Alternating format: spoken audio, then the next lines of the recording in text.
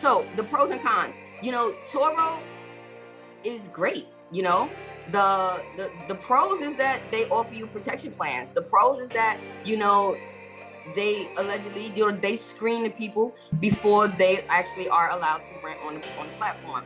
The pros is that they take care of you, for the most part. It's a little frustrating sometimes on what they're going to cover and what they're not going to cover. Same thing as going back and forth with your insurance company.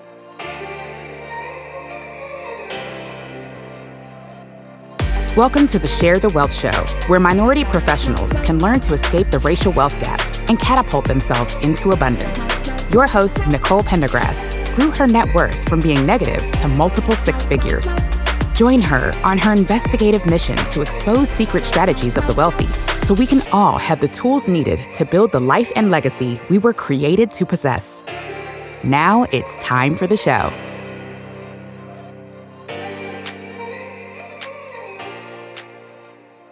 Hey guys, so we're back again. This is the second part of the episode with today's guest. I need you, if you have not heard part one, go back to the previous episode and listen to that first, and then come back and join us here today. But you're not going to want to miss what they already said, because then you'll be lost with what they're about to say. But in any case, you don't want to miss you need to hear the whole conversation. This is why we split into two parts. There's so many nuggets. It's so juicy. Go back and listen to the first part. I already knew this was going to be long because we didn't even get into we got into the real estate. We got into, you did the wholesaling, about 12 deals since 2018. I know now you are also, wait, are you still working a full-time job? Yes. Okay. So why haven't you replaced your income yet? Why are you not? Because wholesale is more like upfront money and not the residual, or it's comfortable with it, or what? It's real. That's real active. No, I have actually replaced my income. I have. So now here's the other thing, right?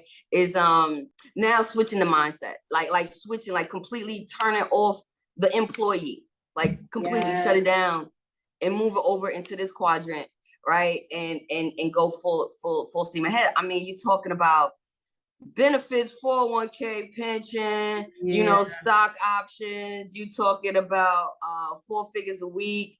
It's great money. It's Con Ed. So it's the golden handcuffs.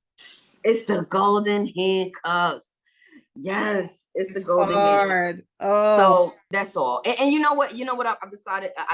I've made a commitment to myself that we're going to do a leave of absence. Right, I'm gonna do a leave of absence, right? Because I'm not fully ready to take that leap. I'm gonna take my leave of absence for 3 months and then extend it for 6 months, right? And then in that time frame, I'm actually mapping it out. Like, if I can show you, I'm mapping out the vision right now. I started yesterday, and what I need to accomplish in that 6 months, so that I can be like, in that 6 months, okay, here's my papers. I'm not coming back. I'm gonna retire, right? So that's what I'm doing now. Oh, that's so smart. Okay, all right. Because I'm right on that verge of like planning my exit, got like 1 foot out.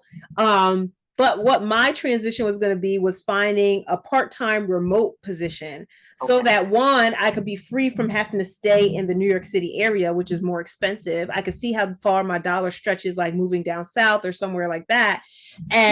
But still have my remote job, but still be part-time, so that now I still have more time to do real estate and really build that up, to get to me to where I can actually step away because of the golden handcuffs. Like, I have kids, they're young, they need doctor's appointments and dentist appointments all the time. Like, if it was just me, I'd probably be like, I don't go to the doctor that much, so I should be okay, which is probably not the best. Not the best anyway, no. Because as soon as that happens is when something's going to happen and I'm going to need health insurance. I'll be looking at a $10,000 bill. But anyway, so that part-time is really to keep me in having healthcare and health insurance and things like that for my kids and the family and stuff. So that's where I'm like, all right, I need to make more than enough to cover marketplace healthcare, and then I can step completely away from, the W2, even if remote part-time. But I think having a leave of absence, that would be so great. That's another thing for me to think of. Yeah. I think, and I was even thinking about your avenue too, right? Was putting myself in another position, another role in the company that was going to give me more time. But my thing was, I just didn't really feel like selling myself. I didn't really feel like putting on that mask and going through the interview process and selling like, I know I could get it. I know my privilege, right? I'm Black, I'm women, and I'm queer. They want me in these higher positions. They really do. Like, they do, and I'm great. I'm good at what I do. But I think that's the biggest thing. You're good at what you do. Oh yeah. That's more important than anything else. Yeah, for them, it's like it's a quota thing, but it's cool. Yeah. Like I'm all right, and I understand it. But I just don't feel like going through the process. I don't feel like going through the motions. So I'm like, look, I'm just gonna take a step back altogether, right? And focus on my businesses.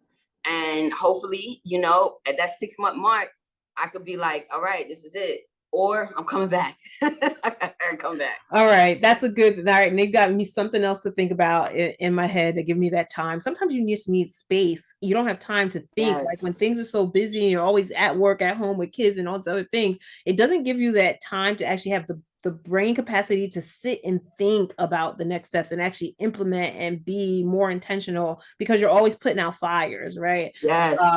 So yeah.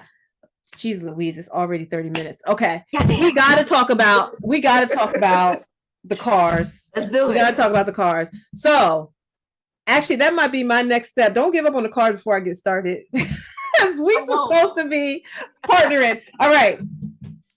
Tell everybody what you're doing with cars. All right, doing cars, right? Toro, high car, Toro, cars. It's just the next big thing, right? And I'll be honest with you, I've read it, I fed into the shiny object. Right? I knew nothing about this industry. Again, it just happened to fall on my lap by way of my niece. And then I happened to go on Clubhouse and I was clicking a real estate room and I clicked the Toro room. And I was like, well, what's this about? Right? And I listened and I just felt like, God, are you trying to tell me something? Right. Yes. So I'm like, okay, kind of played about it, played it cool. We did my little research, jumped on as many free things as I can, and decided to jump in. Where we in 22. So I got the car in 19. Oh man, I've been doing it since 19. So I got the car in 2019. No, 2020. I got the car in 2020. Okay. Right? Yeah. I'm lying. 2020. Yeah, 2020. I got the car in 2020. So it's just, again, time is. Anyway, yeah. So I got my first car. I got a Honda Accord Sport, right? I actually bought into a program. Cost me about $1,000. Bought in the program where a young lady, and this is SLD. Anyway, I bought into this program, and what she did was she was just getting into the Toro, so she kind of like got to document her process, and I bought into it. It was Toro and Airbnb, so it's both of them.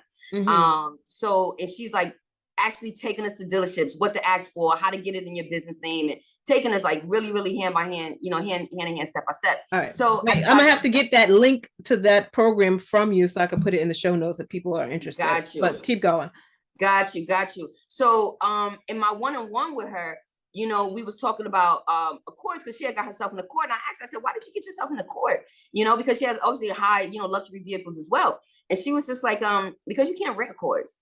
You can't rent Accords. It's a huge, it's a reliable car. It's a huge community.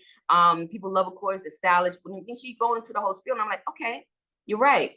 I've never went to Budget or Avis and got myself a Honda Accord or a Civic or a Passport or any of those cars, right? Honda just don't do that. And I'm not sure about the auction. I'm not sure how that works. In any event, I decided to get an Accord. That's what I drive. I'm a Honda Accord lover, okay? I am. It's just the car of my choice. And I decided to get me an Accord, the Sport. And okay, this is a quick story. I got the car. I went to AutoZone. It was a nice parking lot right next door to it. Started taking pictures. Boom, boom, boom, boom. Took my pictures, sat in the car, put it on Toro.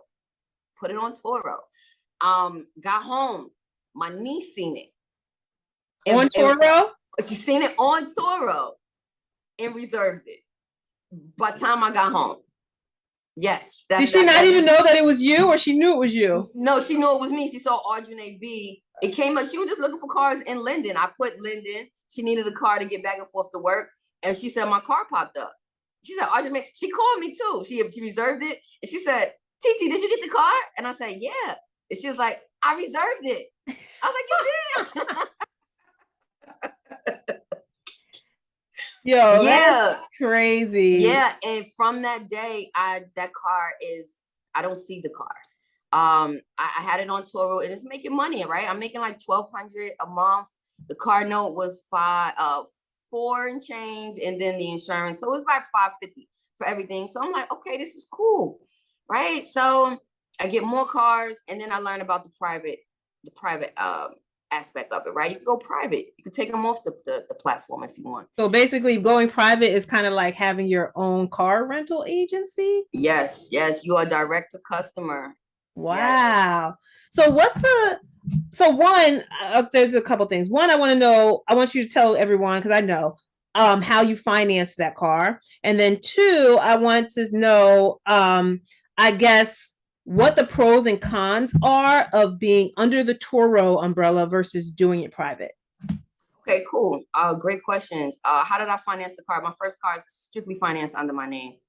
Okay. I went through Navy Federal because I bank with Navy Federal, got myself an auto loan, and got the car. And this was the time before the car prices were inflated. So I got it at a really good price. Yeah, but my other cars are in my business name.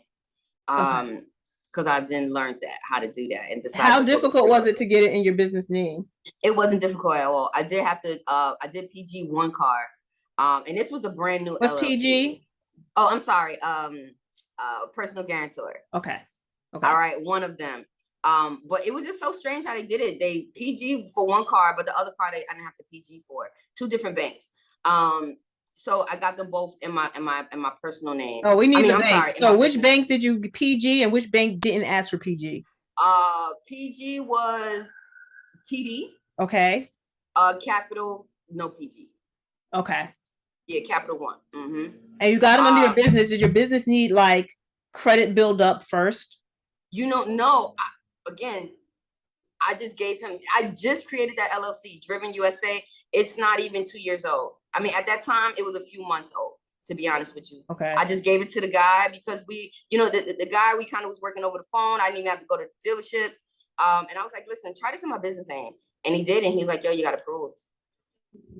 Nice. Yeah. Nice. So now I got two LLCs sitting at 82. My paydex is 82. I mean 80. It's 80. Nice. Yeah. And the top paydex is 100, right? It's 100. Yeah. Okay. Yeah. Nice. So I'm working on that too. Oh, yeah, I know some business credit too. I done got me a thing of business credit.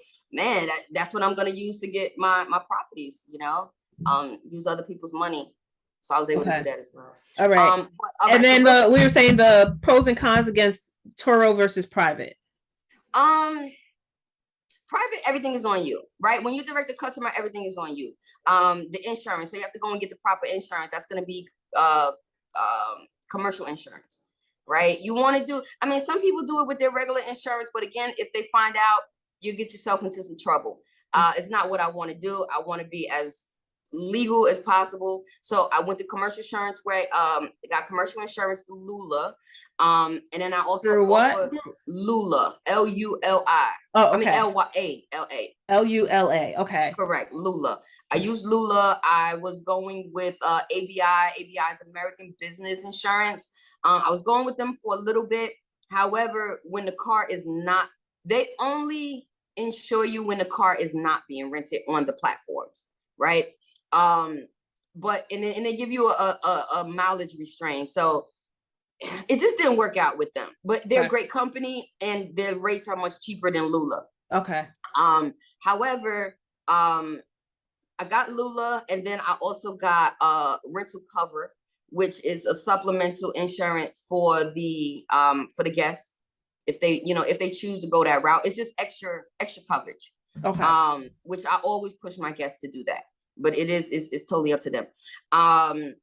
So the pros and cons, Toro is great. The pros is that they offer you protection plans. The pros is that, they allegedly, they screen the people before they actually are allowed to rent on the platform.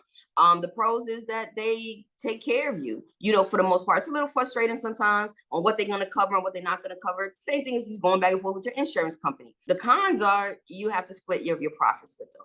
right? That's the con. And sometimes they don't give you all the money that you're supposed to get, sometimes it looks like that they're more for the renter than than the owner, where we are the ones that actually help keep them in business. Let's be clear. You don't have our cars, you can't do anything, right? So I believe, and I would like them to put more emphasis on the host to help us out. But it just is not like that at that moment. Some people experiences are different. This is my experience. Hire car the same way. If anybody doing hire car, I'll just tell you it's going to be a headache.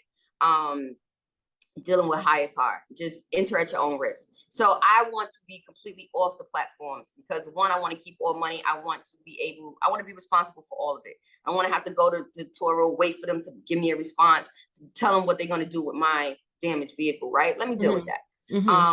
So, and then, everything goes to me. So my cars, I keep them, they're all Honda Accords and a Camry.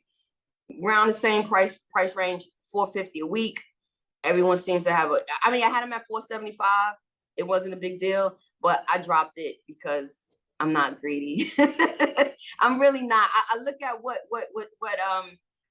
the going price is for, what Uber is offering, what Lyft is offering, and then what budgeting on them is offering per week. And I'm coming in still below. I'm making the money that I want to make, and everybody is happy. So now how much do you make per car now that you're off the Toro? Around $1,800 a month. And you said the principal payment is how much? About $6. Yeah, about $6. Yeah. That's actually probably like $500 more being off of Turo? Yeah. Actually it is 600. Wow. 600. And 600 with a shrug. Per month. That's crazy. All right. And that's why I need to partner with you. We need to talk some more. I need to set up my LLC, go to these banks and stop pushing it off. I'm all about implementation on this show. So I got to lead by example and actually implement. So the next time I hear you guys hear me talking about it, I need to have some cars with Miss A over here. Let's go. I will tell you, if you're in the New York, New Jersey area, just be careful. My biggest headache is Easy Pass. Tolls by mail, New York City Department of Finance. Those are my biggest headaches. But other than that, we're pushing through it. That's everybody's biggest headache. Yeah, right. In life, right? If you live over here, they're always the biggest headaches. Oh my goodness! All right, so you gave so many information. Oh my gosh, so much information. All right, and I need to ask you these final 4 questions. But the thing is, I want people to just. You gave like the insurance, you're going to give like the person who you did the training with for the cars, like even the wholesaling. I don't know if the guy who you got the wholesaling program with, if he still does it, but at least I could have his YouTube channel. Like all this information will be in the notes, and you guys can really dig in and figure out, what fits for you. If you need to get extra capital, even on the side, look, Ardranae has a full-time job and she's still doing all these entrepreneurial ventures, right? So you have no excuse not to find something that fits you, and you can create that extra money. You can create that passive income. You can make your job optional. Doesn't mean you have to leave. A didn't leave. She's still there for now, but you can make it optional, right? And that's the whole point of life and freedom, is to have options. Yeah. So I just love your story. It's very inspirational, everything that you've been doing. But yeah. So wait, don't go yet. Have you been looking for a way to get started in real estate investing, but you just don't know how? You need the Launchpad. It's brought to you by my company, Norvest Holdings. And the Launchpad is a free guide with a ton of resources I've compiled to help you invest into your first real estate syndication. It includes terminology, book resources, video explanations, all the information that you need. Don't know what a syndication is? I got you covered. How to find a good operator, how to even tell if a deal is good or not without having to know how to underwrite it all. It's all in there.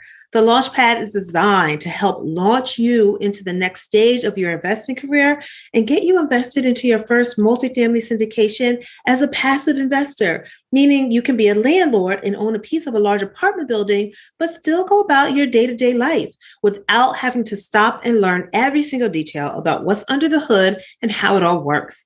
The link to the guide is in the show notes. Make sure you sign up today. Again, this is a free resource and guide. And if you have any questions at all, please feel free to reach out to me. Now let's finish up the show. So now we're going to switch gears and go into the final 3, 4. I don't know. I have questions. I have to. Actually, I added one. But I have to like come up with a name for this final segment. But everybody knows it's coming. So anyway, first question. Warren Buffett said that the diversification is protection against ignorance. I take that to mean basically you diversify if you don't really know what you're doing. And I don't know if that's good or bad. It just depends. What do you think about that phrase? What does that mean? Yeah, I think that, to be honest with you, in every aspect of life, right? I think that it should be some sort of diversity, right? Food, dating, building relationships, and then in business, right? It should always be some type of diversity, just so you can continue to learn, right? It's important that we always stay learning. Yeah. It's important for me that I always stay learning. I don't want to get complacent. So I think that's an excellent quote, and I live by it. Good. I love that answer. Always be learning and always looking to not be complacent and to grow. So that's a great framing of what that quote means. In the game of Monopoly, you played Monopoly before, right? I have played Monopoly before. Okay, I was just waiting for you to say no. All right, Boardwalk or Baltic? What's your strategy in winning the game? Which one are you buying first and why? Well, from what I understand from the way the game goes, I believe Baltic, you could buy right away. I believe. Like you don't have to pass go to buy Baltic, right? I believe that's how it works. And if that's how it works, I will buy Baltic first. I'll buy Baltic first. And then as I make my way around the board, of course, Boardwalk, you're getting higher rents, right? It's like a lot of money to land on that, especially if you got some hotels on there. And but I like the fact if I can get into the real estate game quicker, start here at Baltic, I'm gonna get my Baltic first. Okay. Opportunity cost. There you go. Yeah. Time value of money. All right. So this is a question I kind of just added. What does wealth mean to you? Oh, wealth. I'll be honest. It's the ability to do what I want when I want to do it. It's the ability to love who I want when I want to love, when I want to do it and how often I want to do it, right? Having my loved ones around me and living life. It really doesn't have anything to do with money, to be honest with you. It's internal for me. Yeah. And I'm not there yet. I'm really not. The money is the vehicle to get you to all of those other things. Perfect. I love that. What is the one thing you need to take your business or next business, current business, whatever business you're doing next, to the next level? I need a team. Okay. I need a solid team. And that's going to get us to the next level. Yeah. Okay. Nice. Love it. All right. So thank you, Ardranae, for being on today. This was really fantastic. Can you tell our listeners how they can connect with you? I'll also have all of that in the show notes too, but what's the best way? Instagram is probably going to be the best way. I am starting a new, YouTube called the 9 to 5 Entrepreneur. Where, I will go a lot more in depth of all my businesses, and then about me, just me and how I got here. So 9 to 5 Entrepreneur, 9TO5 Entrepreneur on Instagram. My businesses are there, Driven USA, LLC, Instagram, Broken Houses, LLC on Instagram. So you put the @ in front of all of those, you will find me. Shoot me a message. Do you have any questions? I am here. I give the game. I'm not stingy with any of the knowledge. I want to see us succeed.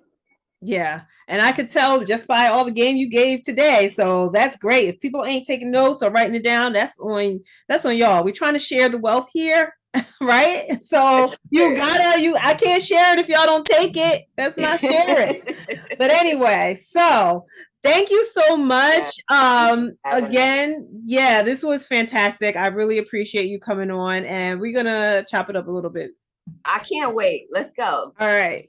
Bye, everyone. Thanks for listening in with us today. Don't forget to share the wealth. Please share the wealth. Anybody out there, you have some knowledge, anything you want to, just don't be stingy with anything that you know. Just give it to the next person. Don't die with all of this knowledge. Exactly. And share this episode, share the show with other people. If this has been helpful to you, if you gotten information, if you love the show, make sure you rate and like and rate, reply, all the other stuff on iTunes and whatever the platforms you listen to, and make sure you share it with someone else so they can get this knowledge too.